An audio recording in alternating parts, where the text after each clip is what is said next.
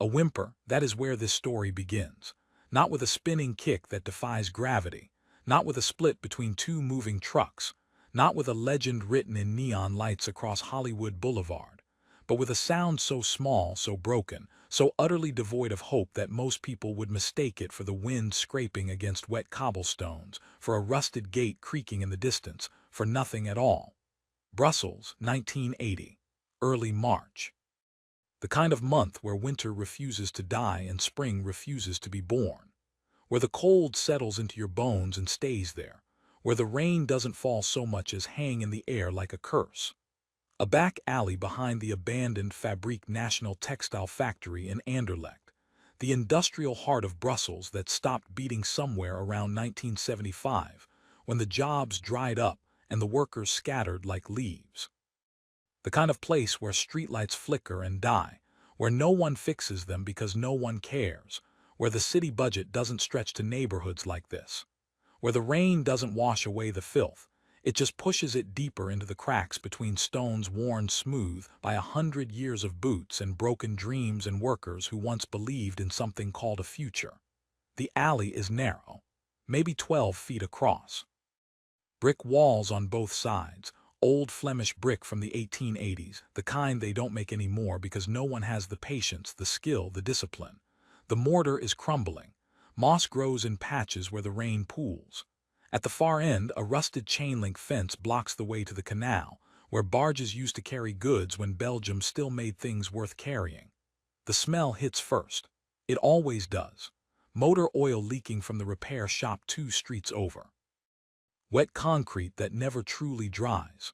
Rust bleeding from the old factory gates that haven't opened in 5 years. The sharp, acrid tang of diesel fuel from trucks that park here overnight because the drivers are too tired to care about regulations. And underneath it all, underneath the industrial decay and urban abandonment, something alive. Something organic. Something afraid. The dog. It's pressed against the brick wall on the left side of the alley about 30 feet from the street. A stray, maybe 7 months old, maybe 8. Hard to tell. Starvation makes everything smaller, makes age impossible to guess.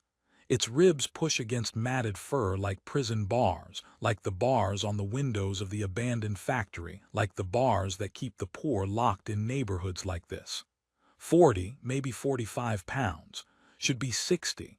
Would be 60 if the world were kind. But the world is not kind.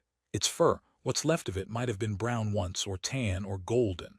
Now it's just the color of dirt and rain and survival, matted with mud, matted with something darker near its left shoulder, something that might be dried blood, might be oil, might be both.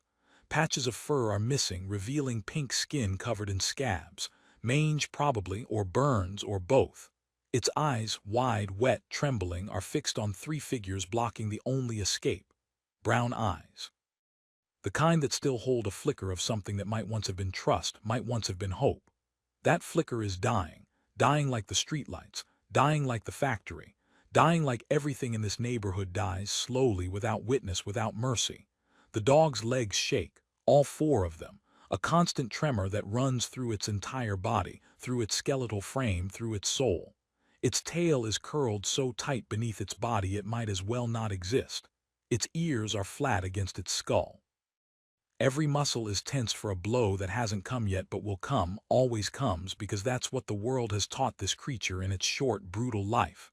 It tries to make itself smaller, presses its spine against the brick until there is nowhere left to go. The brick is cold, wet, unforgiving, but it's solid, it's something. It's better than the open air where there's nothing between you and the pain is coming. The thugs, 3 of them. The first one, the leader, always a leader, always someone who needs to prove he's in charge because deep down he knows he's nothing, stands closest to the dog. Maybe 6 feet away, close enough to strike, far enough to feel safe. His name is Luke. Not that it matters, not that anyone will remember, not that he'll be important in 3 minutes, but right now in this moment he feels important. He feels powerful. He feels like a man. He's 24 years old. Shaved head, not by fashion but by genetics. Started going bald at 19 and decided to just finish the job himself. Scarred knuckles on both hands, the kind of scars you get from punching brick walls when you're drunk, from hitting people who can't hit back, from a life spent choosing violence because thinking is harder. He's wearing a brown leather jacket, cheap synthetic leather that's cracking at the elbows, that smells like cigarettes and stale beer. Blue jeans stained with motor oil because when he works, at a garage 3 streets over. Steel-toed boots scuffed, the right boot has a split in the leather near the toe. In his right hand he holds a rusted chain. Thick links, heavy, the kind of chain used to pull cars out of ditches. Maybe 4 feet long. He swings it lazily back and forth, a pendulum counting down to something terrible. The chain makes a sound as it moves, clink, clink, clink, metal against metal, link against link, the rhythm of casual cruelty. He's grinning, thin lips pulled back over yellowed teeth. 2 missing on the left side, knocked out in a bar fight 3 years ago. A fight he tells people he won, but everyone knows he lost. His eyes are small, close together, the color of dirty ice. The kind of eyes that have never looked at something beautiful and seen beauty, only seen how to take it, how to break it, how to prove it was never that special anyway. Behind him, slightly to the left, stands the second thug, Pieter, 26. Taller than Luke, maybe 6'1", but thin, wiry, the kind of thin that comes from speed and cigarettes and never eating vegetables. Angular face, sharp cheekbones, a nose that's been broken at least twice and set wrong both times. Crooked now. Bent to the left like a tree that grew in constant wind. He's wearing a black denim jacket over a faded Judas Priest t-shirt, the British Steel album cover, the razor blade logo cracked and peeling. Black jeans tucked into army surplus boots, the kind you buy at the flea market for 200 francs, the kind that fall apart after 3 months. In his right hand he holds a broken bottle, green glass. Stella Artois, the pride of Belgium, now weaponized. The bottle is broken cleanly across the middle, leaving a jagged crown of glass, 4 or 5 sharp points that catch what little light bleeds into the alley from the distant street. He doesn't swing it like Luke swings the chain. He just holds it down by his thigh, casual, patient, waiting for permission to use it. His face is harder to read than Luke's, less expressive. He's not grinning, not frowning, just blank. The kind of blank that comes from too many pills, too much cheap speed bought from the Moroccan dealers in Molenbeek, too many nights awake and too many days wondering why nothing feels like anything anymore. He pokes at the dog's ribs with the broken bottle. Not hard. Not yet. Just enough to make the dog flinch. Just enough to hear that sound, that whimper, that broken sound that means pain without end, fear without hope. And behind both of them, arms crossed over his chest like a bouncer at a club no one wants to enter, stands the third. Mark. The biggest. 28 years old. 6'2", maybe 230 pounds, most of it fat now, but there's muscle underneath. The muscle of a man who worked construction for 6 years before his back gave out and the foreman told him there's no place for broken men on a work site.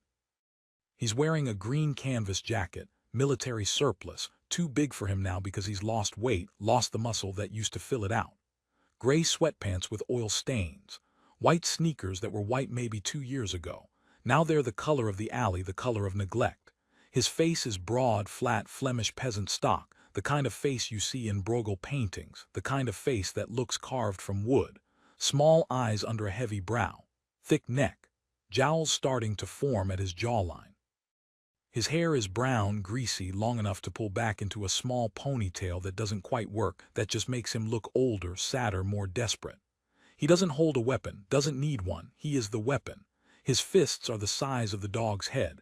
His forearms are thick as the dog's legs. He just watches, arms crossed, waiting, and he laughs. A wet, ugly sound, phlegm-thick. Smokers laugh. The laugh of a man who has given up on everything except the brief, hollow joy of watching something weaker than him suffer. Again, he says in Flemish, the hard consonants cutting through the rain. Do het weer schreeuwen, make it scream again. The dog tries to disappear into the brick, tries to become stone, become wall, become anything but flesh that can feel pain. Its legs shake harder now.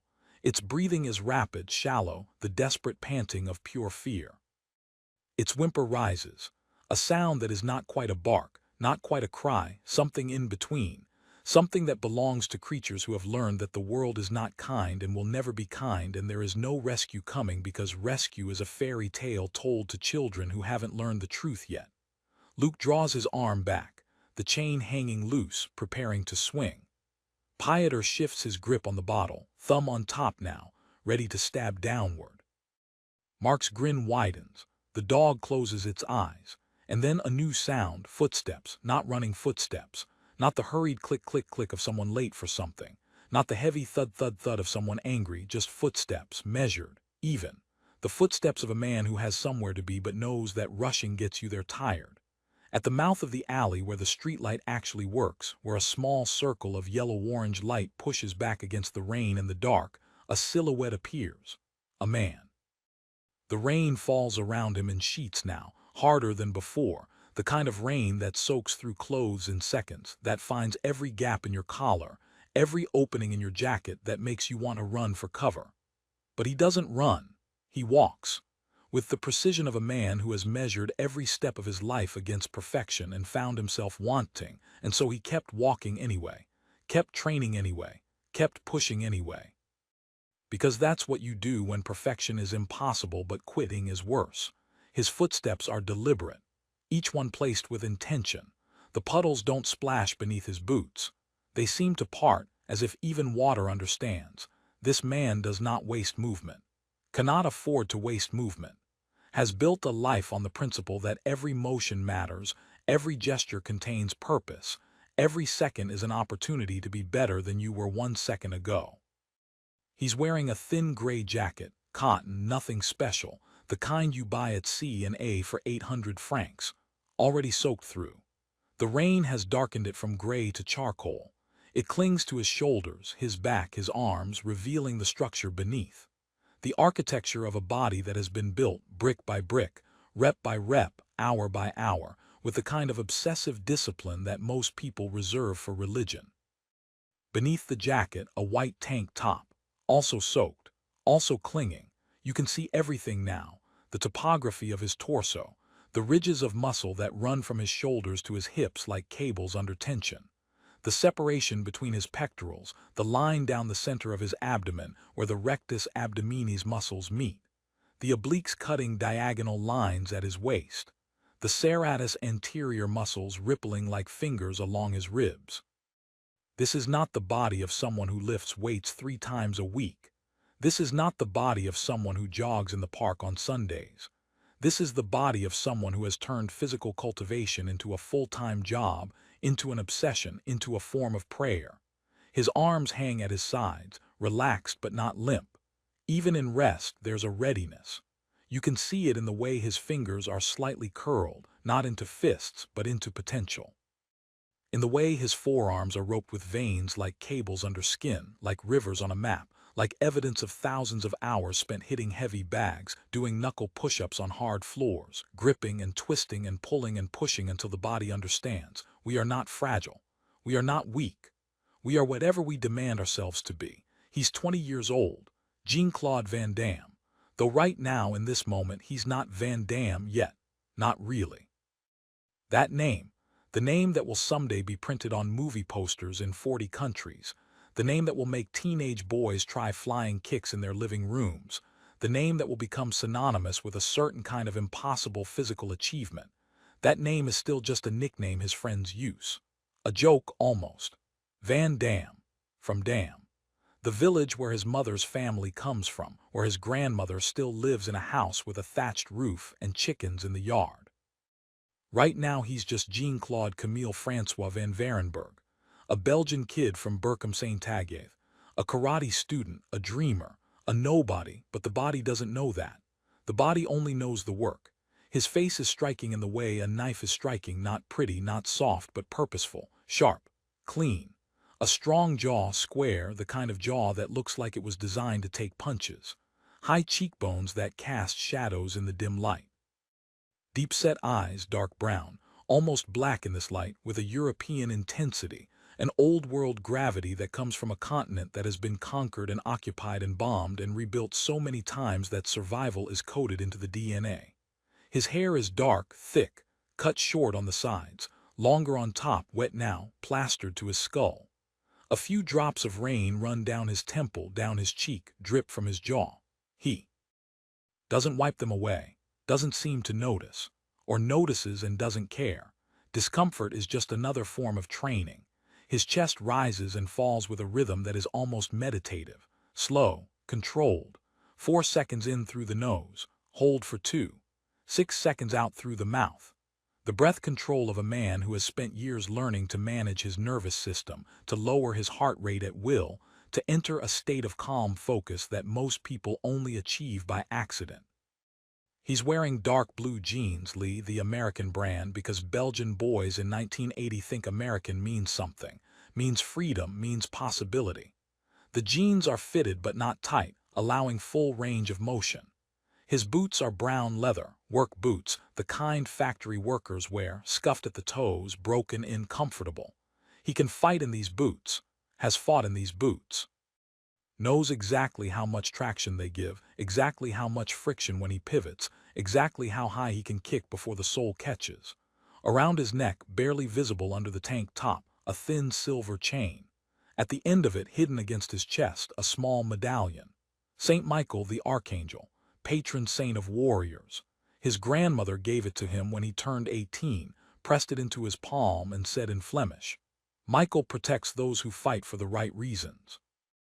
Make sure your reasons are right. He carries that with him always. The medallion, the words, the weight of expectation and faith, and the belief that strength without purpose is just cruelty in a different form. He walks past the mouth of the alley, then stops, looks down the narrow corridor of brick and rain and shadows, sees the 3 men, sees the dog, sees exactly what is happening. His jaw tightens, just a fraction, a movement so small that you'd miss it if you weren't looking. But inside his mind something shifts, gears turning, calculations running, threat assessment, environmental scan, exit strategies, attack patterns, vulnerabilities. This is what years of training does. It turns confrontation into mathematics, violence into geometry, chaos into a problem with a solution. But there's something else happening too, something that has nothing to do with training. Something deeper, something that lives in the chest, not the head, a creature that cannot fight back, he thinks. The thought rises slow and certain, like water filling a container, and men who choose to hurt it. He knows this feeling, has known this feeling before. Many times before, he has been this creature. Brussels, 1968. He was 11 years old, small for his age, skinny. The kind of skinny where your ribs show even when you're not flexing, where your wrists look like they might snap if you fall wrong, where other kids call you stick and skeleton and think they're being funny. Jean-Claude Camille Francois Van Varenberg. Too many names for a kid that size. Too many syllables. The other kids shortened it to Frenchy because of the Francois, even though he was Flemish, because kids that age don't care about accuracy. They care about finding the thing that makes you flinch and saying it over and over until it stops being funny and starts being true. He was obsessed. Even then, at 11, he was obsessed with Kung Fu movies. Bruce Lee, Lo Lee, Wang Yu. The Shaw Brothers films that played at the Pathé Cinema in St. Gillies on Saturday afternoons, the cheap seats, the ones that smelled like cigarettes and spilled cola. He'd save his allowance for weeks. 15 francs for a ticket, sit in the front row. Watch men fly through the air like gravity was optional. Watch them punch through wooden boards.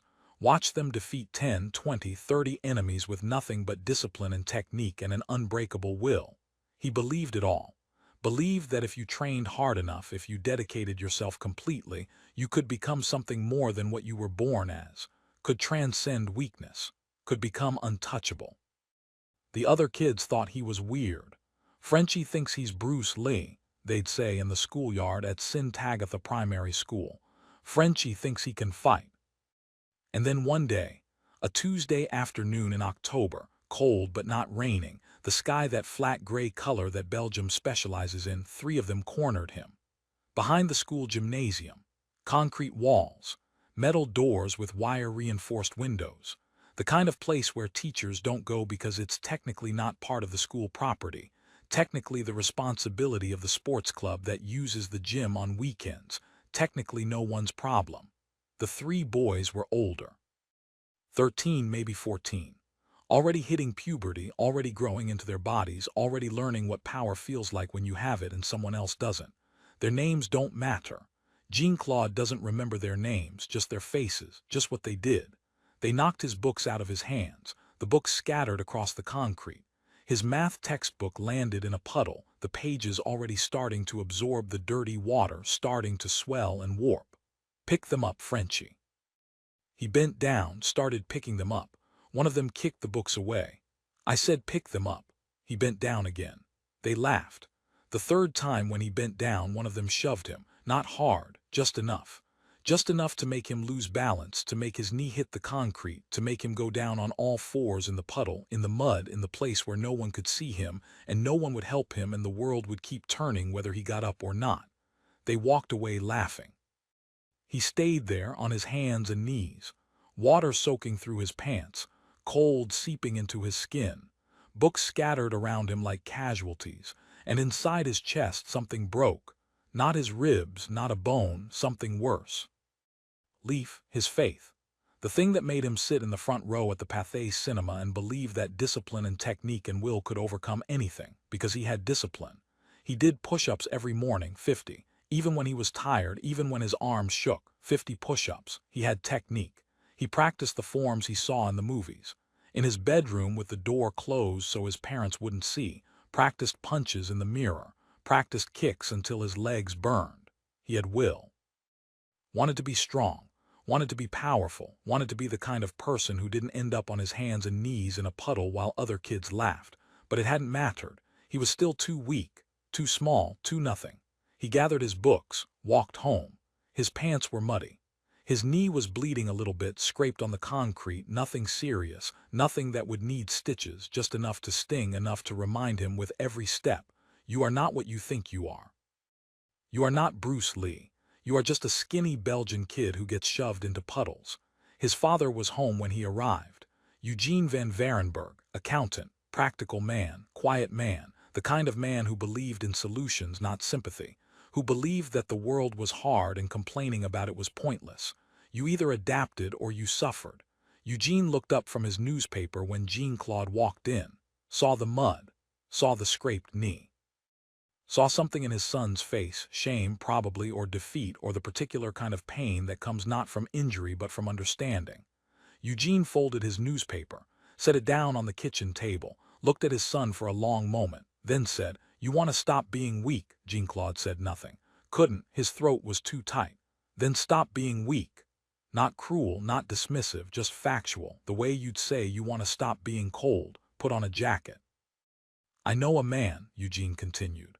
"Claude Goetz, Shotokan karate master. He trains boys like you, boys who are tired of being pushed around, but I'm going to tell you something right now and you need to understand it." He paused, made sure his son was listening. "Training is not magic, it's not a movie. It won't make you fly, it won't make you invincible, it will just make you less weak. Every day a little bit less weak, but only if you work, really work. The kind of work that most people quit after 2 weeks because it's too hard, too boring, too painful. Can you do that?" Jean-Claude nodded. "I don't believe you," Eugene said, "but we'll see." That evening, that same evening, because Eugene van Varenberg believed in momentum, believed that decisions should become actions immediately before doubt can creep in, they walked together to the dojo, a basement in Berkham St. Agathe, under a pharmacy, stone stairs leading down. A door with a small wooden sign, Shotokan Karate-Do, Goat's Dojo. They descended, opened the door. An 11-year-old Jean-Claude Van Varenberg walked into a world that would define every day of his life from that moment forward. The dojo was small, maybe 30 feet by 40 feet, low ceiling, concrete walls painted white, fluorescent lights that hummed, hardwood floor worn smooth by thousands of bare feet. The smell of sweat and liniment oil and something else, something like incense but not quite, something Eastern that didn't have a name in French or Flemish. 20 students, all ages, teenagers, adults, a few kids, all wearing white uniforms with belts of different colors. White, yellow, green, brown, black. At the front of the room facing the students stood a man, Claude Goetz, 50 years old, maybe 5'8", compact, powerful, gray hair cut military short, thick mustache. Eyes like steel, the kind of eyes that had seen things, done things, learned things that came at a cost. He wore a black gi, black belt with red stripes, ninth Dan, one of the highest ranks in Shotokan karate in Belgium, one of the highest in Europe. He was leading the class through a kata, a form, a predetermined sequence of movements, blocks, strikes, stances flowing from one to the next with precision, with power, with a kind of beauty that Jean-Claude didn't have words for yet. 20 students moving in perfect unison, punching the air, kicking the air, breathing together sharp exhalations on every strike. Ki, Jean-Claude stood in the doorway with his father and watched, and something in his chest, the thing that had broken a few hours ago in the puddle behind the gymnasium, started to unbreak. Started to remember why he had believed in the first place. Because this was real, not a movie, not actors pretending, not wire work and camera tricks. This was real discipline, real technique, real power, and it was learnable. Claude Goetz noticed them. Stopped the kata, turned to face the door. "Eugene," he said in French, "it's been a while."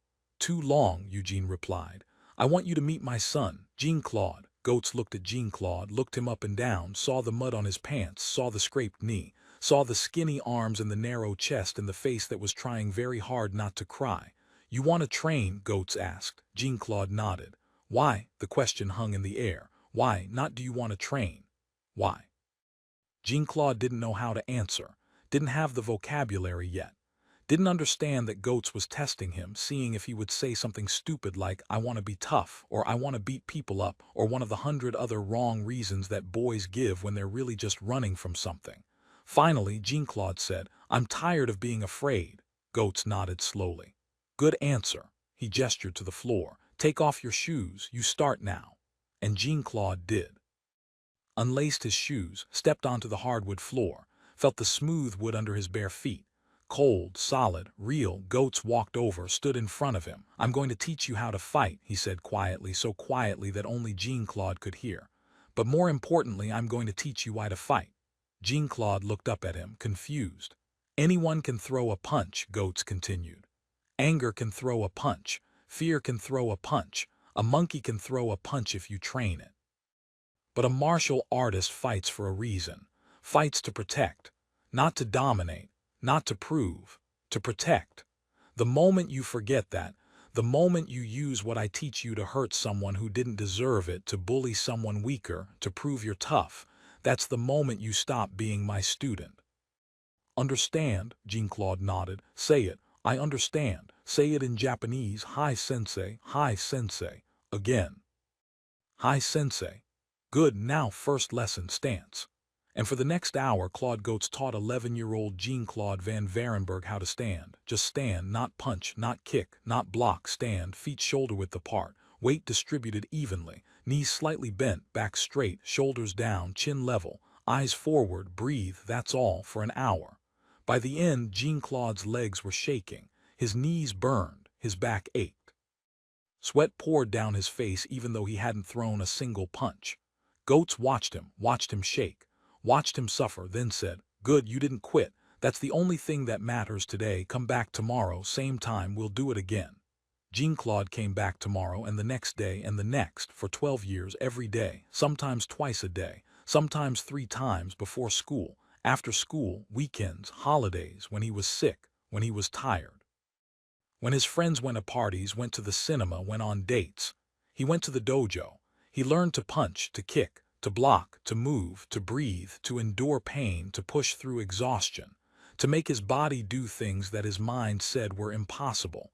But more than that, more important than any technique, he learned what Claude Goetz had promised to teach him on that first night. Why?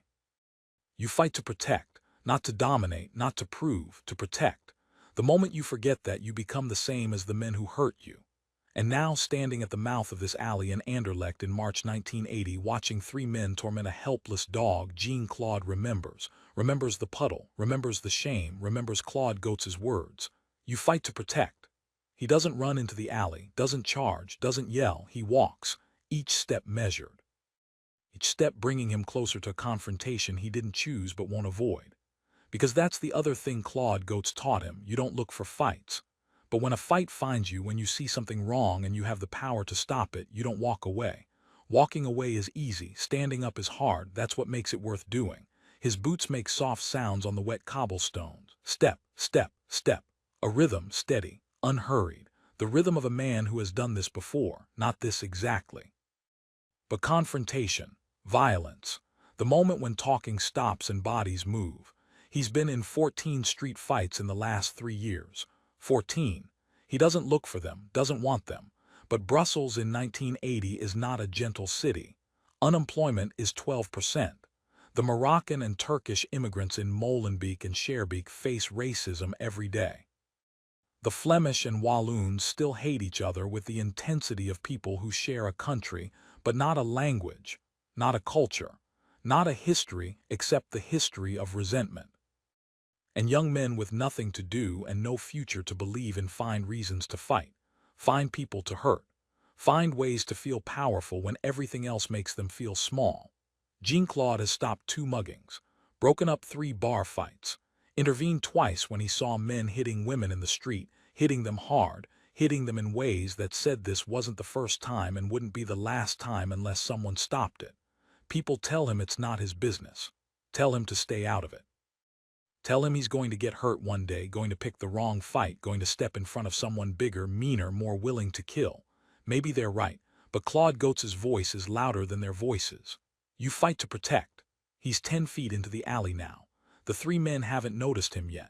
They're too focused on the dog, too focused on the small, broken thing in front of them, too focused on the feeling of power that comes from making something suffer. The dog has noticed, though. It's looking at him now, not at the men, at him, brown eyes wide, wet. And in those eyes, Jean-Claude sees something he recognizes, hope. The dog doesn't know him, doesn't know what he can do, doesn't know if he's here to help or hurt, but there's a flicker there. A tiny spark of hope that maybe, the nightmare is about to end. Jean-Claude keeps walking, 15 feet, 20 feet. The rain is heavier now, drumming on the metal roof of the abandoned factory, splashing in the puddles, running down his face, down his neck, soaking through his tank top completely now. He can feel it cold against his skin, can feel his heartbeat steady and slow, can feel his muscles loose, ready, waiting for the signal to go from 0 to maximum in less than a second. This is what 12 years of training does. It doesn't make you fearless. It makes you able to function in spite of fear. 25 feet. The lead thug, Luke, the one with the chain, senses movement, peripheral vision, a shape where no shape should be. He turns, sees Jean-Claude approaching. His grin falters just for a moment, because there's something about the way this man is walking, something about his posture, the way he holds his body, the way he moves through space like he owns it, like he's measured every inch of it and found it acceptable. Luke's brain, what little of it exists beyond base instinct and learned cruelty, recognizes something. Danger. Not necessarily danger to him, not yet, but potential danger. The way you recognize a guard dog, the way you recognize a closed fist, the way you recognize that some people are not victims and choosing them as victims is a mistake. But Luke has an audience now, his 2 friends, and backing down in front of friends is worse than getting hurt. This is the mathematics of male pride. This is the reason most street fights happen. Not because of actual conflict, because of witnesses. He straightens up, puffs his chest out, grips the chain tighter. Hey, he says in Flemish, loud, aggressive, the verbal equivalent of baring teeth. Dit is privé, ga weg. This is private, go away. Jean-Claude doesn't respond, doesn't slow down, doesn't speed up, just keeps walking. 30 feet now. Luke switches to French, thinks maybe this guy doesn't understand Flemish. Hey, 2 Emmentens on SMU's ice, va-t'en. Hey, you hear me? We're having fun here. Leave. Jean-Claude stops. He's now standing between the 3 men and the dog, not directly in front of the dog, slightly to the left, angled, so he can see all 3 men without turning his head. So none of them can move without him seeing it. This is what training does. It turns positioning into instinct. He looks at Luke, holds his gaze steady, unblinking, and then he speaks. One word, quiet, almost gentle. Non. No, the word hangs in the air like smoke. Non, not leave the dog alone, not stop what you're doing, not I'm calling the police. Just no, a complete sentence, a complete philosophy. A line drawn in wet cobblestones that says, this is where your fun ends and consequences begin. Luke's face darkens. The grin is gone now. Now there's just anger, the anger of a man who has been told no and doesn't accept it, who believes that no is just another person's weakness that can be overcome with sufficient violence. "To view unproblem," Luke says. "You want a problem?" Jean-Claude doesn't answer the question. Instead, he says something else. Something that changes the temperature of the entire alley. "Le chien part avec moi." The dog leaves with me. Not a question, not a request. Statement of fact. The way you'd say the sun rises in the east or water is wet. Pieter, the one with the broken bottle, laughs, a nervous laugh. "T'es sérieux pour un chien?" You're serious. For a dog, Jean-Claude's expression doesn't change. "Oui." Yes, Mark, the big one, the one in the back, unfolds his arms, steps forward, his boots squelch in the mud. He's smiling now. The smile of a man who hasn't had a good fight in months and suddenly sees the opportunity. "Tu sais qui je suis," he says. "You know who I am." "Non," Jean-Claude says. "Et ça m'est égal." No, and I don't care, this is the truth. He doesn't care who these men are, doesn't care about their reputations, their connections, their history in this neighborhood, doesn't care if they're petty criminals or serious criminals or just bored idiots, doesn't care because none of it matters. None of it changes what they're doing to the dog. None of it changes what happens next.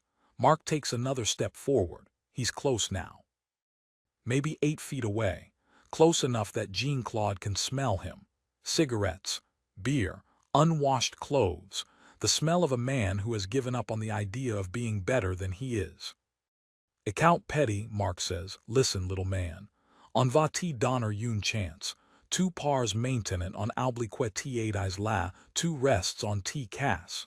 We'll give you a chance. You leave now, we forget you were here. You stay, we break you.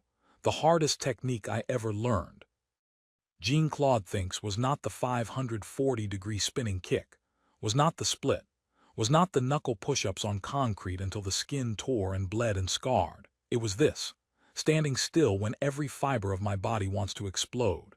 His weight has shifted now, imperceptibly to the untrained eye, but it's shifted.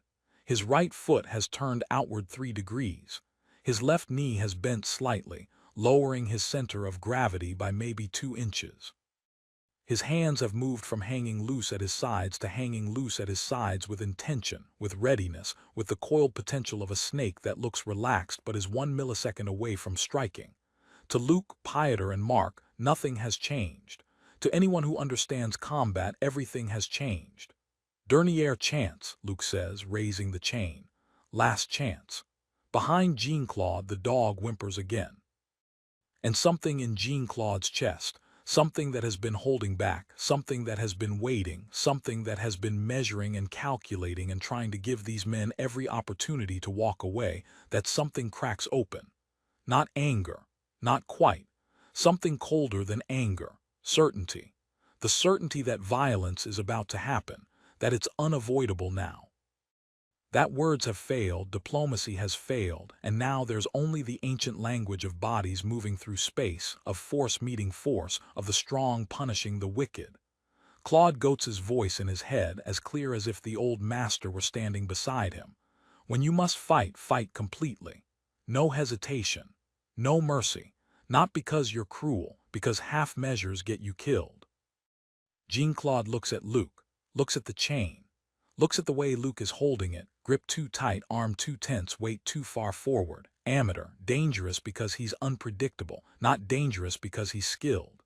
Jean-Claude's eyes move to Pieter, to the broken bottle, to the way Pieter's holding it down by his thigh, to the way his shoulders are hunched, to the way his eyes keep darting to Luke, waiting for permission, waiting for a signal. Follower, not a leader, will wait for someone else to move first. Jean-Claude's eyes move to Mark. The big one, the dangerous one, not because he's skilled. Jean-Claude can see he's not skilled, can see the weight distribution is all wrong, can see the stance is pure street brawler with no training, but because he's big, because size matters, because a lucky punch from a man that size can end a fight even if he doesn't know what he's doing. Threat assessment complete. Time elapsed, 1.2 seconds. "Okay," Jean-Claude says quietly. Luke's eyes narrow. "Okay quoi? Okay what?" "Okay," Jean-Claude repeats. And then he says something in English, the language of the Kung Fu movies he grew up watching, the language of Bruce Lee, the language of legends. "Your move." Luke doesn't think. This is his first mistake. This is the mistake that will define the next 30 seconds of his life.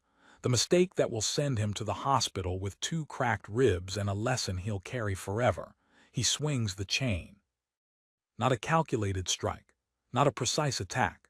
Just rage, just the need to hurt someone who said no, someone who didn't flinch, someone who made him feel just for a moment small. The chain swings in a wide arc, left to right, aiming for Jean-Claude's head. It's heavy, 4 feet of steel links, maybe 3-4 kilograms. Swinging at that speed, it carries serious force. Enough to crack a skull, enough to break a jaw, enough to kill if it hits the temple just right. But it won't hit. Jean-Claude watches it come. This is what 12 years of training does. It slows everything down, not literally. The chain is still moving at the same speed, but his perception has changed. His brain has shifted into a different mode. The mode where milliseconds stretch into full seconds, where he can see the chain's trajectory, can calculate its speed, its arc, its apex, can see exactly where it will be at any given moment. He doesn't move until the last possible instant. This is important. Moving too early telegraphs your defense, gives your opponent time to adjust. Moving too late gets you hit. Moving at exactly the right moment, the razor's edge between too early and too late, that's mastery. The chain is 2 feet from his face. 1 foot, 6 inches, Jean-Claude moves. His head shifts 3 inches to the right. His upper body sways backward from the waist, a movement borrowed from boxing, from the sweet science of slipping punches, but adapted, refined, made his own. The chain passes through the space where his face was 1/10 of a second ago. He feels the wind of it, feels the displacement of air. The chain is so close he can hear the individual links clink, clink, clink as they whip past his ear. Luke's eyes go wide. He missed. How did he miss? The chain's momentum carries it through the arc. Physics. Newton's first law, an object in motion stays in motion. Luke can't stop it, can't redirect it. His arm is extended now, pulled by the weight of the chain, his body twisted, off balance, vulnerable. And Jean-Claude is already moving, not away, toward. This is what separates trained fighters from brawlers. Brawlers move away from danger. Trained fighters move through danger to the other side where opportunity lives. Jean-Claude steps forward. His left foot plants firmly. His right leg chambers, knee comes up, foot pulled back, ankle flexed, and then releases. Side kick. Yoko Jerry, not to Luke's head, not to his chest, to his lead knee. The knee that's supporting all his weight while his body is twisted from the chain swing. Jean-Claude's boot connects with the lateral side of Luke's knee with surgical precision. Not the kneecap, that would shatter it, that would end with surgeons and metal pins and a limp for life. Just to the side.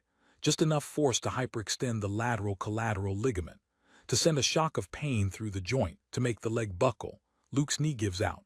He doesn't fall, not yet, but he stumbles, drops to one knee. The chain falls from his hand, clatters on the cobblestones. Jean-Claude is already there. His right hand shoots out. Open palm, not a punch. A strike. To the solar plexus. The solar plexus is a cluster of nerves behind the stomach, just below the sternum. Hit it right, with the right angle, the right force, the right intention, and it temporarily paralyzes the diaphragm, shuts down breathing, sends the body into a panic state where the only thing that matters is getting air back into the lungs. Saken, the heel of Jean-Claude's palm drives into Luke's solar plexus. Not hard, not his full power. Claude Goetz taught him, use only as much force as necessary. More than that is ego. Less than that is danger, just enough. Luke's breath exits his lungs, all of it, at once. Woo-off. A sound like a deflating balloon. His mouth opens. His eyes go wide.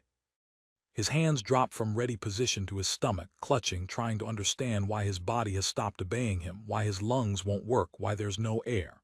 His face goes red. Then pale, panic. The animal panic of suffocation. Jean-Claude steps back. 1 step, 2 steps, creates distance. Watches. Luke is on his knees now, both knees bent forward, hands on the ground, making small choking sound. Trying to breathe, can't. Not yet. Give it 20 seconds. The diaphragm will reset. Air will come back. He'll be fine, hurt, terrified, but fine. Jean-Claude turns to face the other two, Pieter and Mark. They're staring, mouths open, not moving. What they just witnessed, what just happened in less than 5 seconds, their brains are still trying to process it. Luke was standing, had a weapon, was attacking. Now Luke is on his knees, choking, helpless. And the man in the white tank top, the man they thought they could intimidate, could threaten, could make leave, that man is standing calmly in the rain. Not breathing hard, not showing any signs of effort or strain. Like he just did something as casual as tying his shoe. Mark finds his voice first. Putain. Fuck. Jean-Claude says nothing, just waits. Behind him the dog has stopped whimpering, is watching now, still afraid, but also curious, trying to understand what's happening. Trying to understand if this strange man who smells like tiger balm and rain is here to help or hurt. Pieter looks at the broken bottle in his hand, looks at Jean-Claude, looks back at the bottle. His hand is shaking. Jean-Claude sees it, sees the fear, sees the calculation happening behind Pieter's eyes. The question, is this worth it? Is a dog worth getting hurt like Luke just got hurt? Pose la boute, Jean-Claude says quietly. Put down the bottle. Pieter doesn't move. Pose la boute, Jean-Claude repeats. Pars GT lace partier. Put down the bottle. Leave. I'll let you leave. This is mercy. This is the choice Claude Goats always talked about. You don't have to destroy everyone, you just have to stop them. And if they're willing to stop themselves, if they're willing to make the smart choice, you let them. Pieter looks at Mark, looking for guidance, looking for permission, looking for someone to tell him what to do because making decisions is hard and following is easy. Mark shakes his head. Non, on ni part pas. No, we're not leaving. Pieter swallows hard, nods, tightens his grip on the bottle. Jean-Claude sighs, small sound. Almost inaudible under the rain. He gave them a chance. They chose violence. Okay, he says. Pieter moves first, not because he wants to, because Mark is behind him and pride is a cage and he's trapped in it. He lunges forward with the broken bottle, slashing motion, right to left, aiming for Jean-Claude's face, his neck, anywhere soft, anywhere that bleeds, but he's slow, telegraphing. His shoulder drops before he moves. His weight shifts forward before his arm extends. Every attack announced half a second before it arrives. Jean-Claude reads it like a book. He steps inside the slash, closer to Pieter, not away. This is counterintuitive. This is what training teaches you that instinct doesn't. When someone swings a knife or a bottle or any edged weapon, the danger zone is the arc, the end of the arc where momentum peaks. Inside the arc, close to the attacker's body, the weapon can't generate force, can't cut deep. Jean-Claude's left hand comes up. His forearm blocks Pieter's wrist, redirects it. The bottle passes harmlessly to the right. His right hand is already moving. Ridge hand strike. Hado uche. The edge of his hand, the ridge between the base of his pinky and his wrist, strikes Pieter's neck. Not the throat, not the windpipe. That would crush it, would kill him, to the side, to the carotid sinus. The place where the carotid artery branches. Where pressure sends a signal to the brain, blood pressure too high. Shut down, protect. The strike is precise, controlled, just enough force. Pieter's eyes roll back. His body goes limp. Not unconscious, not quite, but the signal has been sent. The brain has decided we're in danger, shut down non-essential systems. He crumples, falls backward, lands in a puddle. The bottle falls from his hand, doesn't break, just lies there in the water, green glass reflecting the distant streetlight. 2 down, Jean-Claude turns to Mark. The big one. Mark hasn't moved yet, has been watching, assessing. He's not smart, but he's not stupid either. He's seen what happened to Luke. Seen what happened to Pieter.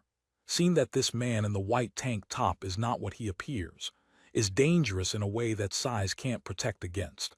But Mark is 230 pounds, has been in dozens of fights, has won most of them, has learned that if you're big enough, strong enough, mean enough, you win. You don't need technique. You don't need training.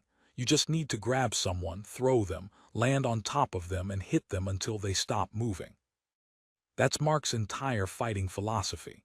And it's worked for 28 years. So he doesn't reconsider, doesn't walk away, doesn't take the lesson the universe is offering him. He charges, a bull, a truck, pure mass and momentum, arms spread wide, planning to tackle Jean-Claude, to drive him into the brick wall, to crush him. Jean-Claude doesn't run. He plants his feet, widens his stance slightly, lowers his center of gravity, and waits. This is the test.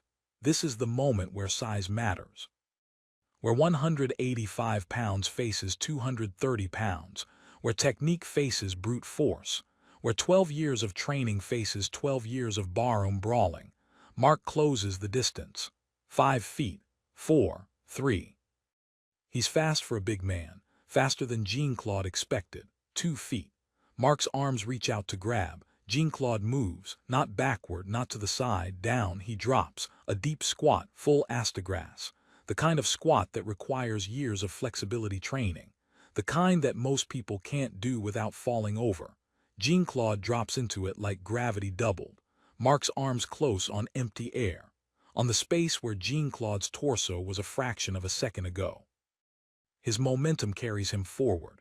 He can't stop, physics again. 230 pounds moving at that speed doesn't just halt. Jean-Claude is below him now, in the pocket. In the danger zone where most fighters never go because being under someone bigger is terrifying, is vulnerable, is wrong. But it's also where all the power is. Jean-Claude explodes upward, not standing, jumping. His legs drive, quads, glutes, calves, 12 years of squats, 12 years of plyometric training. 12 years of making his legs into springs. And at the apex of the jump, his right fist rises. Uppercut. Vertical punch. Tate-zuki. Delivered with the full force of his legs driving upward, with his hips rotating, with his shoulder extending, with every muscle in his body coordinating in one perfect chain of kinetic energy transfer that starts in his feet and exits through his knuckles. The punch lands under Mark's chin. Not on the point of the chin that would break the jaw, would knock him unconscious, just in front of it, just enough to snap his head back, to send a shockwave through his skull, to rattle his brain against the inside of his cranium. Mark's head snaps back, his body follows, momentum reversed. He stumbles backward, 1 step, 2, 3, his eyes are unfocused. His arms drop to his sides. He's not out, not unconscious, but he's hurt, dazed. Trying to remember where he is, what he was doing, why his chin feels like it's on fire and his brain feels like it's swimming in soup. Jean-Claude lands from the jump, plants his feet, resets his stance, and waits. Mark blinks, shakes his head, trying to clear it, trying to focus. He looks at Jean-Claude with confusion, with the slow realization that he made a mistake, a big mistake. "C'est fini," Jean-Claude says quietly, "it's over." Mark's jaw tightens, pride. The same pride that made Pieter attack with the bottle. The same pride that makes men do stupid things because admitting defeat is harder than taking another punch. "None," Mark says. His voice is thick, slurred. "Pas encore." "No, not yet." He charges again.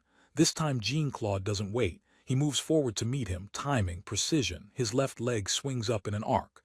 Roundhouse kick. Mawashi Jerry, not at full power, not at head height, not trying to knock him out. To the body, to the floating ribs on Mark's right side. The ribs that aren't protected by the rib cage, that are just bone and cartilage and nerve endings. Jean-Claude's shin connects.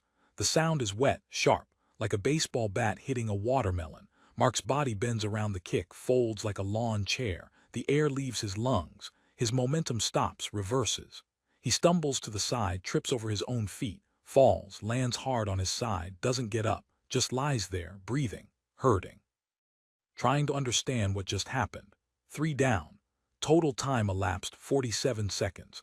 The alley is silent now, just the rain, just the sound of water falling on stone, on brick, on 3 men who came here to hurt something weak and found out they were the weak ones. Jean-Claude stands in the center of the alley, white tank top soaked through, hair plastered to his skull, rain running down his face. His breathing is steady, controlled, 4 seconds in, hold for 2, 6 seconds out.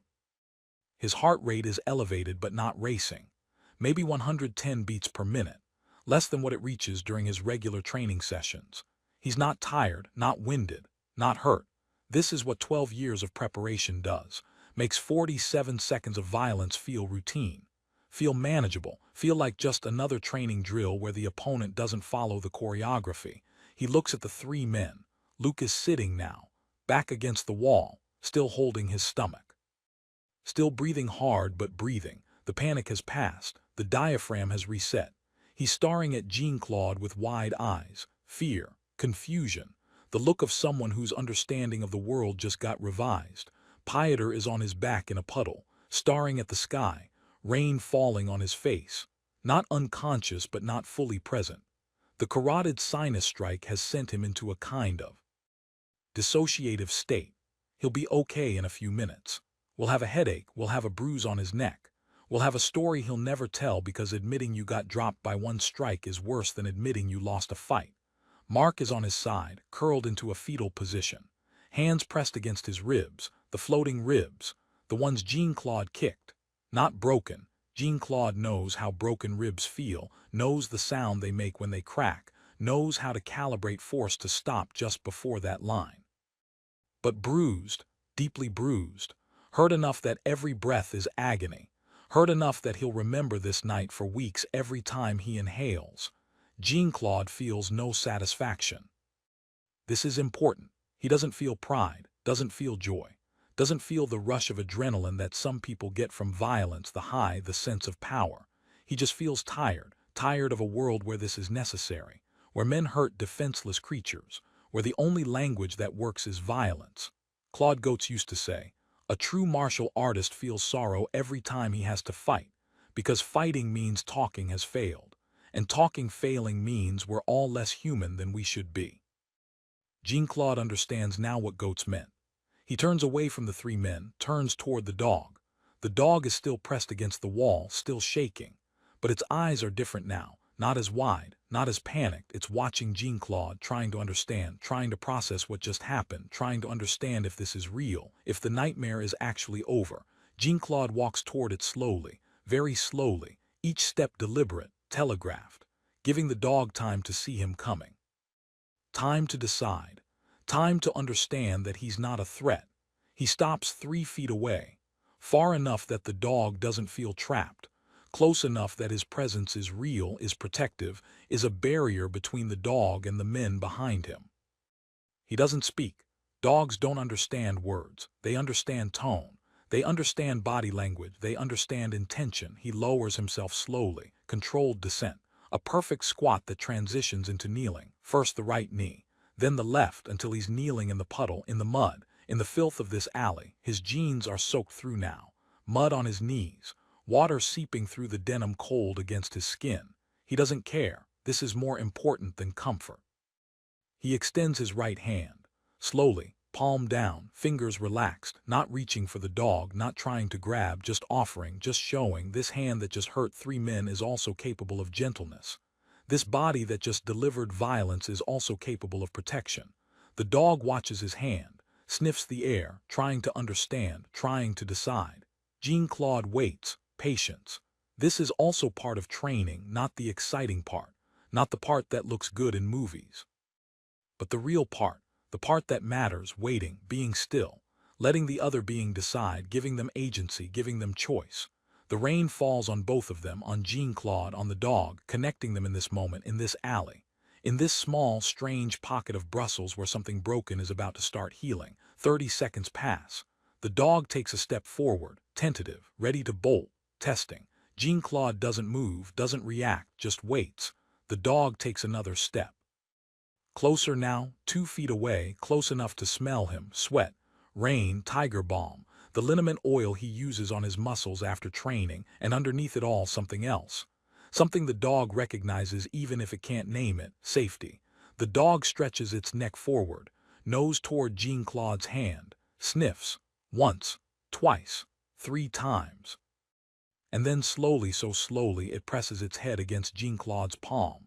Cold nose, wet fur, trembling body, but trust, small, fragile, barely there, but trust. Something in Jean-Claude's chest loosens, a knot he didn't know was there, a tension he's been carrying for years. Since that day in 1968, since the puddle, since the shame, this, he thinks.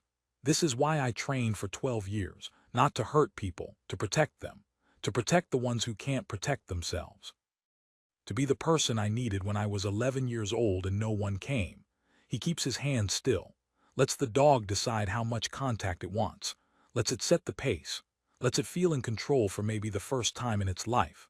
The dog presses closer, its whole body now against Jean-Claude's legs, seeking warmth, seeking shelter, seeking the one thing it's never had, a protector. Jean-Claude's left hand moves now, slowly, carefully, touches the dog's back, feels the bones through the fur. Feels the trembling. Feels the damage that weeks or months of starvation and abuse have done. "Ça va aller," he whispers in French, "it's going to be okay." The dog doesn't understand the words, but it understands the tone. Soft, gentle, the tone of someone who means no harm, who wants only to help. Behind them, Luke has gotten to his feet, stumbling, holding his stomach, looking at Jean-Claude and the dog with an expression that might be hatred or might be fear or might be both. On reviendra, Luke says, voice hoarse, barely audible, we'll come back. Jean-Claude doesn't turn around, doesn't look at him, just speaks over his shoulder. Voice calm, certain. Non, vous ne reviendrez pas. No, you won't come back. Parce que si je vous revois, en import où, en import quan, prise de cet animal ou d'un autre animal, je ne serai pas aussi gentle. Because if I see you again anywhere, anytime near this animal or any other animal, I won't be this kind. The words hang in the air, a promise, a threat, the line between them blurred, the line between protector and punisher thin enough to step over without noticing. Luke says nothing, just backs away, helps Pieter to his feet. Both of them grab Mark. Drag him up. The three of them stumble toward the alley entrance, supporting each other. Broken, beaten. Jean-Claude watches them go, makes sure they're gone, makes sure they're not coming back. Then he turns his full attention back to the dog. Jean-Claude looks down at the dog, at the trembling, starving creature pressed against his legs. It's cold, shaking, not just from fear now, from exposure. From being outside in March rain with no fat, no insulation, no protection against the cold that seeps into your bones and stays there. Jean-Claude removes his jacket, the gray cotton jacket, C&A brand, nothing special, paid 800 francs for it 3 months ago. It's soaked through now, heavy with water, won't provide much warmth, but it's something between this creature and the cold, something that says you are not alone anymore. You are not abandoned anymore. Someone sees you. Someone cares. He drapes the jacket over the dog's back, tucks it gently around its body. The dog flinches at first, instinct muscle memory of every time a hand has brought pain instead of comfort, but then relaxes, feels the weight of the fabric, feels the warmth of Jean-Claude's body still trapped in the fibers, feels protected. Jean-Claude fastens the jacket loosely. Not tight, not restricting, just enough to keep it from falling off. The dog looks ridiculous, a starving mutt wearing a man's jacket, like a child playing dress-up, like something from a comedy sketch. But Jean-Claude doesn't smile. This isn't funny. This is sacred. This is the moment that 12 years of training was for. Not the trophies, not the belts, not the competitions. This small, seemingly insignificant act of wrapping a jacket around a creature that society has decided doesn't matter. Viens, Jean-Claude says softly. Come, he stands. The dog stands with him, unsteady on its legs, weak from hunger, weak from fear, weak from a life that has been nothing but survival, but standing. Jean-Claude starts walking toward the alley entrance. Slow steps, checking behind him every few seconds to make sure the dog is following, making sure it hasn't bolted, making sure it still trusts. The dog follows. 1 step, 2, 3. At first it stays 5 feet behind, safe distance, escape distance. The distance that says, I trust you a little but not enough to be vulnerable. But by the time they reach the alley entrance, the distance has closed. 3 feet, 2 feet, 1 foot. The dog is walking beside Jean-Claude now, not ahead, not behind, beside, at his left leg. The position of a companion, of a partner, of something that has decided this human is safe. This human is mine now. They step out of the alley onto the main street. The rain is lighter here. The streetlight works. There are a few people walking past, late shift workers heading home, a couple under an umbrella, a taxi passing by, its yellow light reflecting in the wet pavement. Normal Brussels life, normal people doing normal things, unaware that 3 men just got beaten in an alley 30 feet away, unaware that something small and broken just got saved. Jean-Claude doesn't care about them, doesn't care who saw, doesn't care about witnesses or explanations or consequences. He just walks, heading home, heading to his small apartment in Berkham-Saint-Agathe, the 1-bedroom place he rents for 4,500 francs a month. The place that's too small, too cold, too close to the train tracks, but it's his, and now it's going to be theirs. The dog limps slightly. Its right front paw, Jean-Claude notices, makes a mental note. We'll need to check that, probably a cut. Probably infected, we'll need to clean it, bandage it, maybe take it to a vet if it's serious. Money. He doesn't have much money, training doesn't pay. Working part-time at his father's flower shop pays just enough for rent and food and not much else. But he'll figure it out. We'll skip a few meals if necessary. We'll work extra hours. We'll do whatever it takes, because this is what Claude Goats taught him, not with words, with actions, with the way Goats lived his life, with the principle that strength without compassion is just brutality, that power without purpose is just ego, that what separates a martial artist from a thug is not skill but character. They walk past a bakery, closed now, but the smell still lingers. Bread, fresh bread baked that morning. The smell makes Jean-Claude's stomach tight. He hasn't eaten since breakfast, hasn't had time, training in the morning, work in the afternoon, training again in the evening, walking home, and now this, he's hungry. The dog must be starving. Jean-Claude stops, reaches into his pocket, finds coins. Counts them under the streetlight. 47 francs, enough for a metro ticket, or enough for a sandwich at the late-night shop on Avenue de Jet. He chooses the sandwich. They walk 3 more blocks to the shop. Fluorescent lights. A Pakistani man behind the counter half asleep. Jean-Claude buys a chicken sandwich. The man wraps it in paper, hands it over. Doesn't ask about the wet clothes. Doesn't ask about the dog wearing a jacket. Just wants to close the shop and go home. Outside, Jean-Claude unwraps the sandwich, breaks off half, kneels down, offers it to the dog. The dog doesn't hesitate this time, takes it, wolfs it down, gone in 3 bites. Looks up at Jean-Claude with those brown eyes, still hungry, still so hungry. Jean-Claude gives it the other half, watches the dog eat, watches it consume food maybe for the first time in days, in weeks. His own stomach growls, loud enough that the dog hears it, pauses mid-chew, looks up. Jean-Claude smiles, small smile, tired smile. "C'est bon," he says, "it's okay. Toi d'abord, you first." The dog finishes the sandwich. Jean-Claude stands. They continue walking toward home, toward warmth, toward a new beginning that neither of them knows they're walking toward. The apartment is on the 3rd floor, no elevator, just stairs. Narrow stairs with worn carpet and a railing that wobbles when you lean on it. Jean-Claude climbs slowly. The dog follows. Each step is difficult for it. Its legs are weak. Its paw hurts, but it follows. Doesn't want to be left behind. Doesn't want to be alone again. 3rd floor. A hallway with 4 doors. Jean-Claude's is the second one, green door. Number 3B needs paint. The landlord has been promising to paint for 2 years. Never does. Jean-Claude unlocks the door, opens it. Warm air escapes. Not very warm. The heating in this building is inadequate at best, but warmer than outside. Warmer than the rain. Warmer than the alley. He steps inside. The dog hesitates at the threshold. This is a big moment, crossing a threshold. Entering a human space, entering a place where you're vulnerable, where you're trapped if it turns out to be a trick, if it turns out this human is like all the others. Jean-Claude doesn't push, doesn't pull, just leaves the door open, walks into the apartment, turns on the light. The apartment is small. 1 main room that serves as bedroom and living room, a kitchenette in the corner, a bathroom so small you have to turn sideways to get past the sink, but it's clean. Jean-Claude keeps it clean, military clean, dojo clean, everything in its place. A single bed against the wall, neatly made, white sheets, gray blanket, a small table with 2 chairs.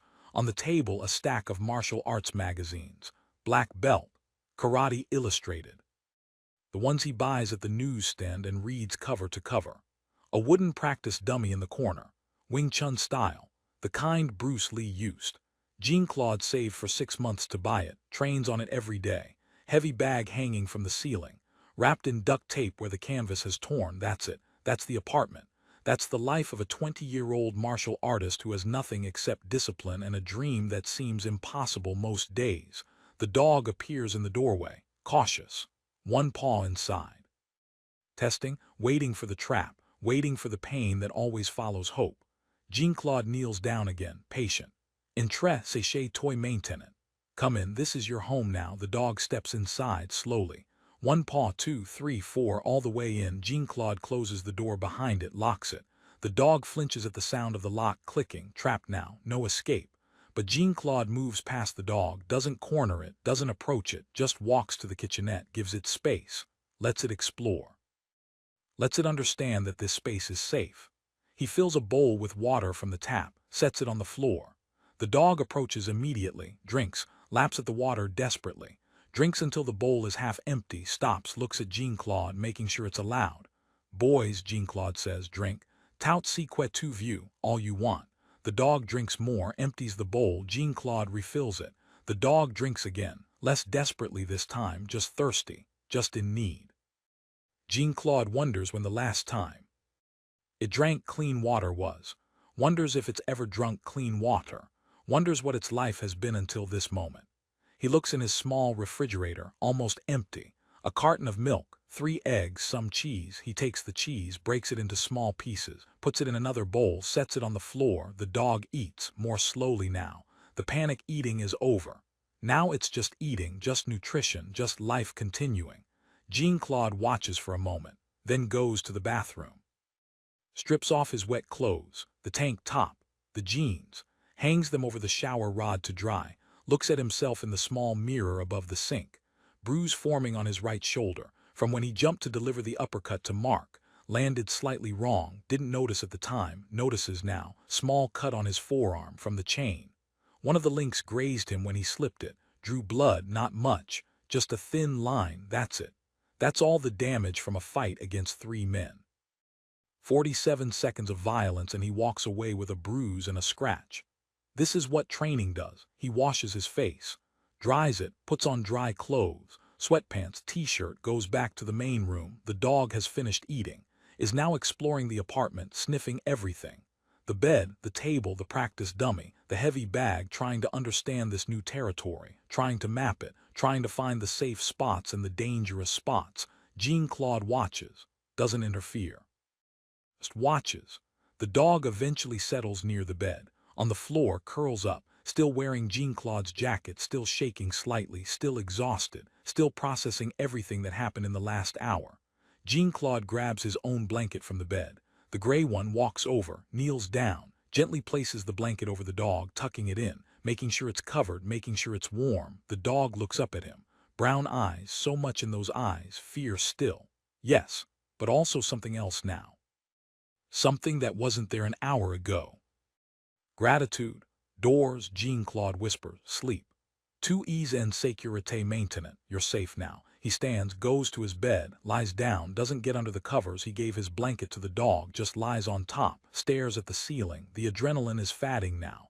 His body is starting to feel the fight, the bruise aching, the cut stinging. His muscles tight from the sudden explosion of movement after a day of training. He should sleep, has to work tomorrow. Early shift at the flower shop. 7 a.m. His father will be upset if he's late. Will be more upset if he finds out about the fight. Will say, Jean-Claude, you can't solve every problem with your fists. You're going to get hurt. You're going to get arrested. You need to think about your future. And Jean-Claude will nod, will say, yes, Papa. Will not tell him that his future is already decided. That his future is not accounting or flowers or any normal Belgian life. His future is this, training, fighting, protecting.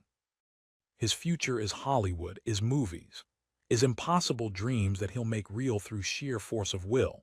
But first sleep. He closes his eyes, listens to the rain outside, softer now, the storm passing, listens to the dog breathing, deep breath, sleep breathing, the breathing of something that feels safe for the first time. And Jean-Claude falls asleep with a small smile on his face, because tonight he won, not the fight. The fight was easy. He won something harder. He saved something that mattered. Jean-Claude wakes to sunlight. Unusual. Brussels in March is usually gray, overcast, the kind of gray that makes you forget what color the sky is supposed to be. But this morning, sunlight.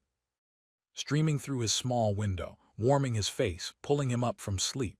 He opens his eyes, checks the clock on his bedside table. 6:15 a.m. 15 minutes before his alarm was supposed to go off. Good. He hates alarm clocks, prefers to wake naturally. Has trained his body to wake at the right time. He sits up. His shoulder aches, the bruise, his forearm stings, the cut, normal, expected, will heal in a few days. He looks toward the floor where the dog was sleeping. Empty. The blanket is there, the jacket is there, but no dog. Panic, brief, sharp. Did it leave? Did it somehow get out? Did he dream the whole thing? Then he sees it. The dog is sitting by the door, watching him, waiting. Its tail wags slightly when their eyes meet. Small wag, tentative, but a wag. Jean-Claude's chest tightens, not from pain, from something else. From the realization that this creature, this starving, abused creature, waited for him to wake up, didn't try to escape, didn't panic, just waited. Because it feels safe, because it trusts. Bonjour, Jean-Claude says softly, good morning. The dog's tail wags more, faster now, more confident. Jean-Claude stands, stretches, his body pops, shoulders, back, knees, the sounds of a body that trains hard every day. The sounds of joints that have been pushed beyond normal ranges of motion, that have been asked to do impossible things and said yes anyway.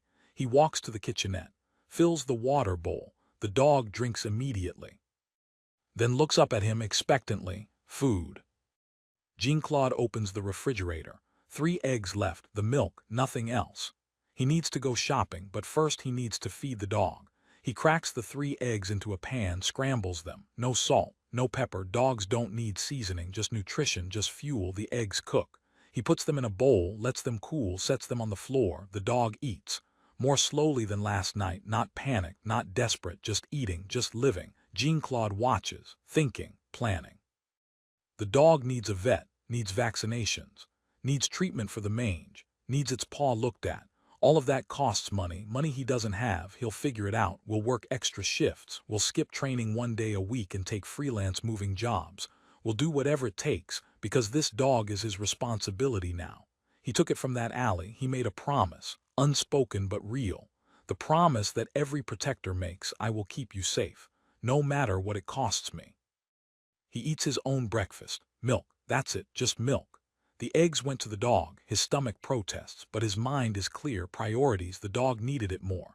At 6:45 he puts on his work clothes. Clean jeans, button-up shirt, jacket, not the gray one that's still wet, a different one, blue, older, more worn. The dog watches him dress. Nervous now, understanding that he's leaving, that he's going somewhere, that it might be left alone. Jean-Claude kneels down, makes eye contact. Je reviens, je promets. I'm coming back, I promise. The dog doesn't understand the words, but it understands the tone, understands the intention. Jean-Claude fills the water bowl again, sets out more cheese, all the cheese he has. The dog will be okay for a few hours, will survive, has survived worse. He stands, walks to the door, looks back one more time. The dog is sitting, watching, tail still, eyes wide. Je reviens, Jean-Claude repeats. And he leaves. The flower shop is 15 minutes away on foot. Van Varenberg Floors, his father's shop, family business. Been in operation since 1955.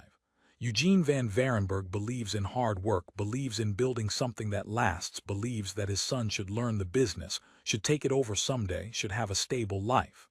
Jean-Claude doesn't tell his father that he has other plans, that stable life is not part of those plans, that he's going to Hollywood. Going to make movies, going to be somebody. He just works, arranges flowers, takes orders, delivers bouquets, does what's expected. Today is busy. 3 weddings this weekend, orders piling up, roses, lilies, carnations. Jean-Claude's hands work automatically, cutting stems, arranging, wrapping, tying ribbons. His body is here. His mind is in the apartment, with the dog, hopping it's okay, hopping it hasn't panicked, hopping it understands he's coming back. At lunch his father asks, "You look tired, late night?" Jean-Claude nods. "Training. You train too much, your body needs rest." "My body is fine, Papa." Eugene looks at him, really looks, sees the bruise on his shoulder through the shirt, sees the cut on his forearm, sees something in his son's eyes, something distant. "Jean-Claude, what happened?" "Nothing. Don't lie to me." Jean-Claude sighs, sets down the roses he was arranging. "I helped someone, that's all. You fought." "I stopped a fight." "It's not your job to stop fights." "Then whose job is it?" Jean has no answer, just shakes his head. Worried, always worried, a father's worry. The worry that his son is too brave, too righteous, too willing to put himself in danger for strangers.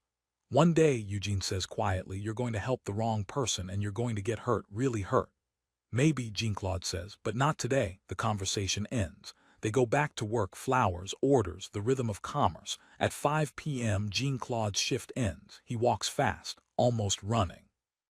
Back to the apartment, up the stairs, unlock the door.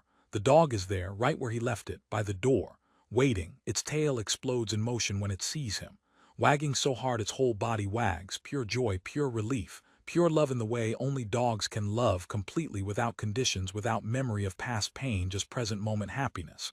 Jean-Claude kneels. The dog jumps on him, licks his face, trembling with excitement.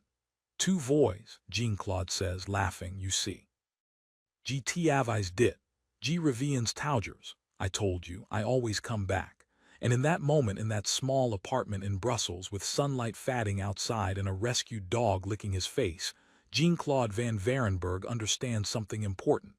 Understands what Claude Goetz meant when he said martial arts is about more than fighting. It's about this. About connection. About responsibility. About showing up for someone who depends on you. About being the kind of person who makes promises and keeps them. This is strength, not muscles, not technique. This, commitment, loyalty. Love, Brussels, 1975. 7 years ago, Jean-Claude was 16.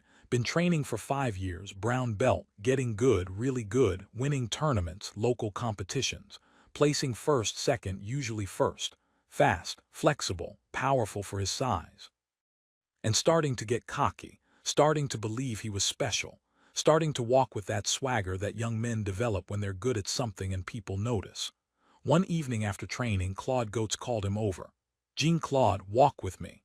They left the dojo, walked through the streets of Berkham-Saint-Agathe, early evening, summer, the light golden, people sitting at cafe terraces, drinking beer, talking, living normal lives. They walked in silence for 10 minutes. Jean-Claude wondered what he'd done wrong. Wondered if he was in trouble, if Goetz had seen him showing off, seen him talking down to a lower-ranked student. Finally, Goetz stopped. They were standing in front of a small park, a playground, swings, slides, sandbox, 3 kids playing, maybe 7, 8 years old, laughing, running, being kids. What do you see? Goetz asked. Jean-Claude looked. Kids playing. Look closer. Jean-Claude looked. One of the kids was smaller than the others, thinner. The other 2 were pushing him away from the swings. Not violently, just excluding him, making him understand he wasn't welcome. I see kids being mean, Jean-Claude said. Do you want to stop them? I don't know, they're just kids. Everyone is just something, Goetz said. Just kids, just teenagers, just adults, just old people. At what age does cruelty become worth stopping? Jean-Claude thought about it, didn't answer. You're getting good, Goetz continued. Very good. In a few years you'll be better than me. You'll be one of the best in Belgium, maybe in Europe, and when that happens, you'll have a choice. What choice? How to use it. You can use your skill to win trophies, to make money, to feel powerful. Those are all valid uses. Not wrong, just incomplete. Goetz pointed at the small kid being excluded. Or you can use it for him, for people like him, for the ones who can't protect themselves, for the ones the world has decided don't matter. But he's just a kid playing, it's not serious. To him it's serious. To him, right now, this is the whole world.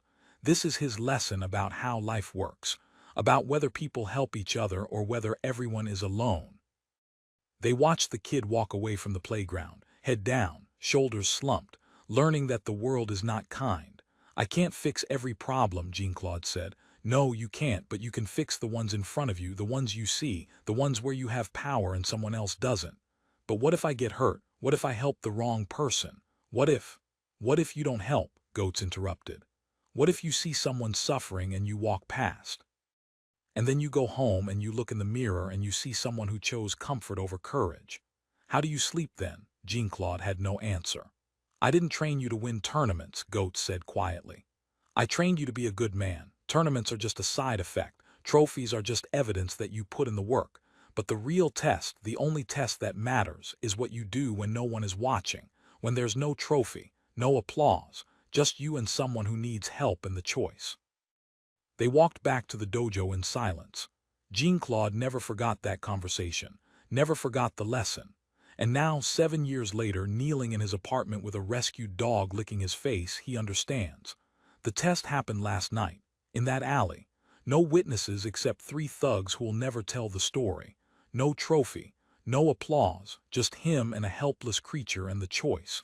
And he chose right. Claude Goetz would be proud. 3 weeks pass. The dog, Jean-Claude names him Rocky, after the Stallone movie, because the dog is a fighter, a survivor, someone who took a beating and kept going, transformed. Not completely. The ribs still show. The scars are still there. The fear is still there, buried deep, waiting to resurface when someone moves too fast or raises their voice. But there's progress. Rocky has gained 5 pounds, still thin but not skeletal. Jean-Claude feeds him twice a day, eggs, cheese, chicken when he can afford it, sometimes his own meals, sometimes going hungry so Rocky can eat. The vet visit cost 1,200 francs, more than Jean-Claude had. He borrowed from his father, didn't explain why, just asked. Eugene gave him the money, asked no questions. Father's intuition, knowing his son needed help, knowing it was important. The vet cleaned Rocky's infected paw, gave him antibiotics, treated the mange, gave him vaccinations. Told Jean-Claude, "This dog was maybe 2 weeks from dying, you saved his life." Jean-Claude didn't respond, just nodded, paid, left. Rocky sleeps in the bed now. At first, Jean-Claude tried to make him stay on the floor, tried to maintain boundaries. But the second night at 3 a.m. he woke to find Rocky shivering on the floor, whimpering, having a nightmare. Jean-Claude lifted him onto the bed. Rocky curled up against his chest, stopped shivering, stopped whimpering, fell back asleep. They've slept like that every night since. Jean-Claude and Rocky, protector and protected, man and dog, two survivors who found each other in an alley and decided to survive together. Rocky goes everywhere with Jean-Claude now. To the flower shop, Eugene pretends to be annoyed, but Jean-Claude catches him sneaking Rocky treats when he thinks no one is looking. To the dojo, Claude Goetz allows it, says, "A dog understands loyalty better than most students." Even to training. Rocky sits in the corner and watches Jean-Claude work the heavy bag, watches him practice forms, watches him do push-ups, sit-ups, splits, kicks, watches with those brown eyes that now hold something Jean-Claude has never seen before, admiration. People in the neighborhood notice, ask questions. "Where did you get the dog?" Jean-Claude tells them. "I found him." Doesn't elaborate, doesn't tell them about the alley, about the fight, about the rain and the fear and the 47 seconds that changed 2 lives. Some people tell him he's crazy, tell him he can't afford a dog, tell him he should focus on his own life, his own future, not waste resources on a stray. Jean-Claude ignores them. This is not waste, this is purpose. One evening, 3 weeks after the rescue, Jean-Claude and Rocky are walking home from the dojo. Same route they always take, past the bakery, past the cafe, through the small park, and they pass the alley. Alley where it happened. Jean-Claude hasn't been back, hasn't had reason to, hasn't wanted to revisit the memory, but Rocky stops, stands at the entrance to the alley, looking down into the darkness. Remembering, his body tenses, his ears go flat, his tail drops, fear, memory, trauma. Jean-Claude kneels down, puts his hand on Rocky's head. "Tu n'es plus là," he says softly, "you're not there anymore. Tu es ici, avec moi en sécurité. You're here with me, safe." Rocky looks at him, then looks back at the alley, then makes a decision. He walks into the alley. Not far, just a few feet, just far enough to face the fear, to revisit the place where the nightmare happened, to prove to himself that it's just a place now, just bricks and cobblestones, not a prison, not a hell, just a place. He stands there for a moment. Jean-Claude stands beside him, doesn't rush him, doesn't pull him away, just stands, offering presence, offering protection. Rocky turns around, walks back out, and his tail is wagging. Small victory, huge victory. He faced the fear and survived. Jean-Claude's throat tightens, pride, not for himself, for Rocky, for the courage it takes to face the place that broke you and decide it doesn't own you anymore. They walk home together, side by side, man and dog, survivors. That night, Jean-Claude lies in bed, Rocky curled against him, and thinks about the future. He's 20 years old, no money, no connections, no clear path to the dreams he carries, but he has something else. He has discipline, has work ethic, has 12 years of training, has proof that if you commit to something completely, if you show up every day, if you push through pain, if you refuse to quit, you can achieve impossible things. He saved Rocky with 47 seconds of violence, but he's keeping Rocky alive with daily acts of care, feeding, walking, playing, training, showing up, being consistent, being reliable. That's the real strength, not the fight, the aftermath, the commitment, the love. This is what he'll take with him when he goes to America, when he chases the impossible dream of becoming an action star, when he faces rejection and failure and people telling him he's not good enough, not American enough, not special enough. He'll remember this. Remember that 47 seconds of courage can change a life, but years of commitment can transform it. Rocky shifts in his sleep, paws twitching, dreaming, but not a nightmare this time. Jean-Claude can tell. Rocky's breathing is steady. His body is relaxed. Good dreams now. Safe dreams. Jean-Claude closes his eyes. Tomorrow he'll wake at 6 a.m., train for 2 hours, work at the flower shop, train again, come home, feed Rocky, sleep. Repeat. Every day the same. Every day another brick in the foundation. Every day closer to the dream. But tonight, for this moment, he's just a 20-year-old Belgian kid lying in a too-small apartment with a rescued dog, both of them survivors, both of them proof that the world can be cruel but doesn't have to win. Did this happen? That's the question, isn't it? The question everyone asks when they hear stories like this. Stories that feel too perfect, too symbolic, too designed to teach a lesson. Did Jean-Claude Van Damme really save a dog from 3 thugs in a Brussels alley in March 1980? There are no photographs, no newspaper articles, no police reports, no witnesses who have come forward to confirm. The 3 men, if they existed, never told their story. Shame is a powerful silencer. Men don't brag about the night they tried to hurt a helpless animal and got destroyed by someone half their size. Jean-Claude himself has never mentioned it publicly, not in interviews, not in his autobiography, not in the documentaries about his life.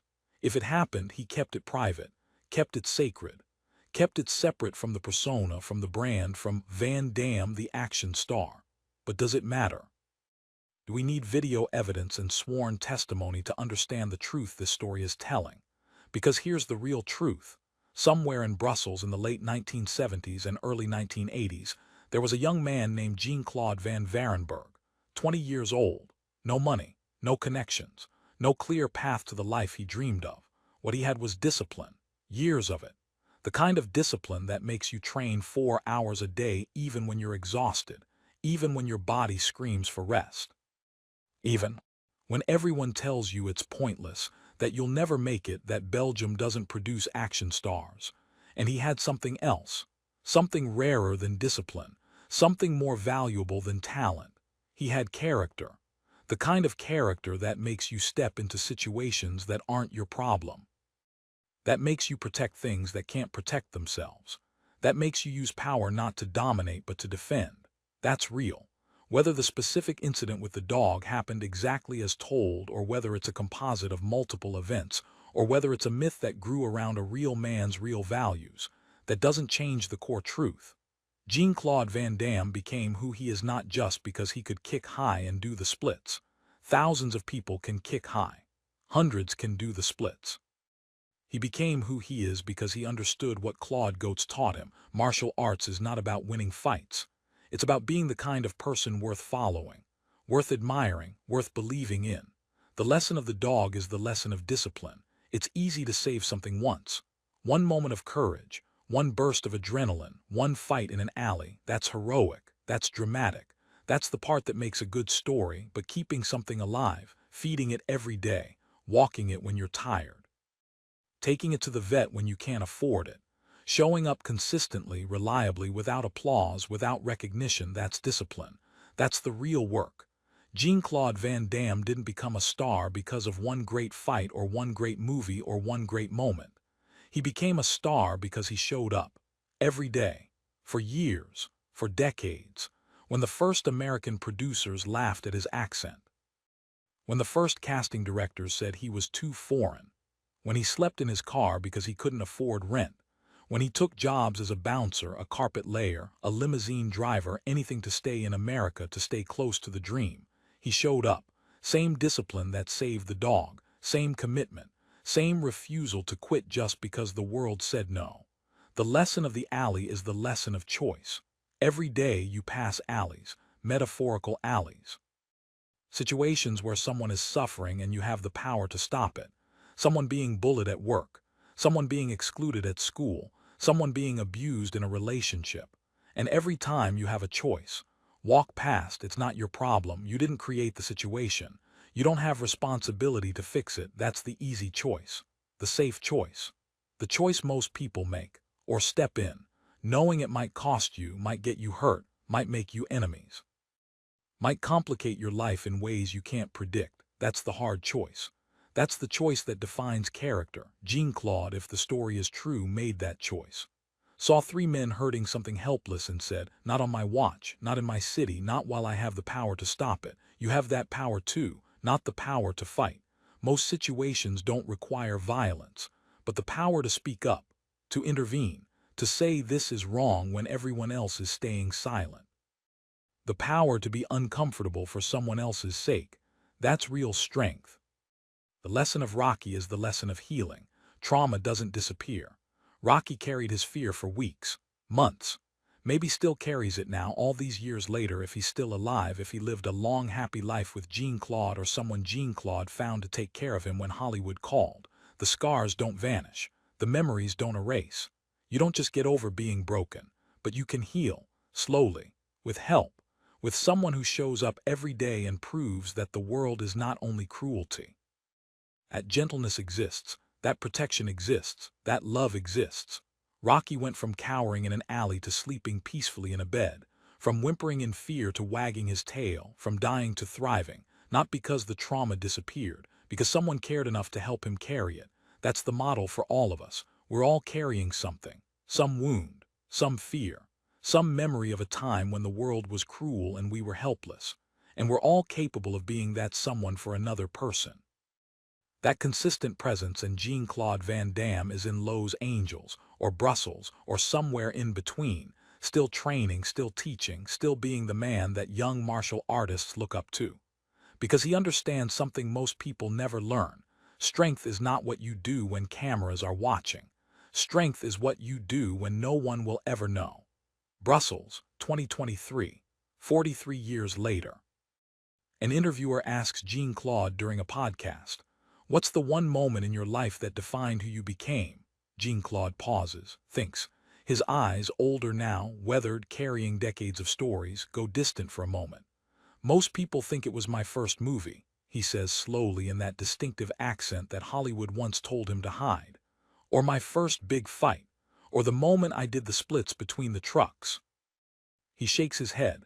"But those were just performances, things I did because I trained for them, things that looked impressive but were just technique plus preparation." "So what was it?" the interviewer asks. Jean-Claude smiles, small smile, private smile. "There was a night in Brussels," he says. "Long time ago, before Hollywood, before anything, I was nobody, just a kid who trained too much and dreamed too big." He pauses. "And I saw something that wasn't right. 3 men hurting something that couldn't fight back, and I had a choice. Walk away, it's not my problem, or step in and maybe get hurt. What did you do?" "I stepped in." "Did you win?" Jean-Claude looks at the interviewer with those eyes that have seen everything. "I didn't win a fight," he says quietly. "I won something bigger. I became the person I wanted to be, the person my teacher taught me to be, the person who uses strength to protect, not to dominate." The interviewer waits, sensing there's more. "You know what I learned that night?" Jean-Claude continues. "That 47 seconds of courage can change a life. But years of discipline, years of showing up every single day even when nobody's watching, even when there's no trophy, no applause, that's what builds character." He leans forward. "Everybody wants to be strong. Everybody wants muscles, wants to look tough, wants to feel powerful. But real strength is what you do with that power. Do you use it to hurt? Or do you use it to protect? And what did you protect that night?" Jean-Claude doesn't answer directly, just says, "Something that needed protecting, that's all that matters." The interview moves on. Jean-Claude never gives details, never names the place, never describes the men, never mentions the dog, because some stories are not for public consumption. Some stories are sacred. Some stories are just between you and the universe and the choice you made when no one was watching. So this is where our story ends, not with the fight, not with the violence, not with the dramatic moment in the rain, but with the quiet understanding that every day is a choice. Every moment you see something wrong, someone being bullied, someone being excluded, someone being hurt, you have a choice. Walk past, stay comfortable, protect yourself, or step in. Risk discomfort, risk confrontation, risk being the only one who cares. Jean-Claude Van Damme stepped in. Maybe in that specific alley in 1980. Maybe in 100 different situations over a lifetime. Maybe in ways we'll never know because he never spoke about them. But he stepped in, and that's why we're still talking about him. Not because he could kick high, plenty of people can kick high. Not because he did the splits, it's impressive, but it's just flexibility. We talk about him because he represents something we all aspire to be. Strong enough to protect, disciplined enough to show up, humble enough to know that real strength is measured not by who you can defeat but by who you can save. The dog sleeps now, somewhere, somehow, in memory or in reality, in that apartment in Brussels or in the ground where all living things eventually return. But the lesson lives. The lesson that 47 seconds of courage plus years of commitment equals a life worth living. The lesson that discipline is not about perfection, it's about consistency. The lesson that strength without compassion is just cruelty in different clothes. The lesson that the highest form of martial arts is not the ability to destroy, but the wisdom to protect. That's the real story of Jean-Claude Van Damme. Not the movies, not the splits, not the fame. The man who stood in the rain in a Brussels alley and said, "Not today, not this creature, not on my watch," and then went home and showed up the next day and the day after that and every day for 43 years and counting. The rain has stopped. The legend walks on. And somewhere in the city, a creature sleeps warm for the first time in its life, wrapped in a jacket that smells like tiger balm and justice.